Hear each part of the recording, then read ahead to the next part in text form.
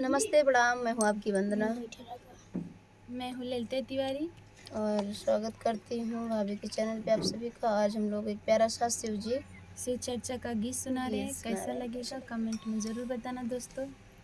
शिवा गुरु खोले स्कूलवा हो, हम नमवा लिखइबै। शिवा गुरु खोले स्कूलवा हो, हम नमवा लिखइबै। ब्रह्मा जी आए, विष्णु जी आए, ब्रह्मा जी आए, विष्णु जी आए। सरस्वती बन मैडमवा हो, हम नमवा लिखइबै। सरस्वती बनी मैडमवा हो, हम नमवा लिखइबै। शिव गुरु खोले स्कूलवा हो, हम नमवा लिखइबै। राम जी आए, लक्ष्मण जी आए, राम जी आए, लक्ष्मण जी आए।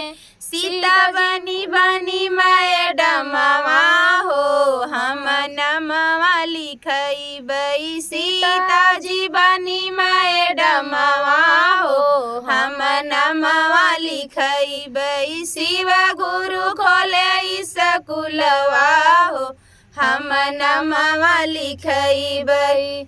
कृष्ण जी आए, दाऊ जी आए, कृष्ण जी आए, दाऊ जी आए। राधा जी बनी मैडमवा हो, हम नमवा लिखइबै। राधा जी बनी मैडमवा हो, हम नमवा लिखइबै। शिव गुरु खोले स्कूलवा हो, हम नमवा लिखइबै।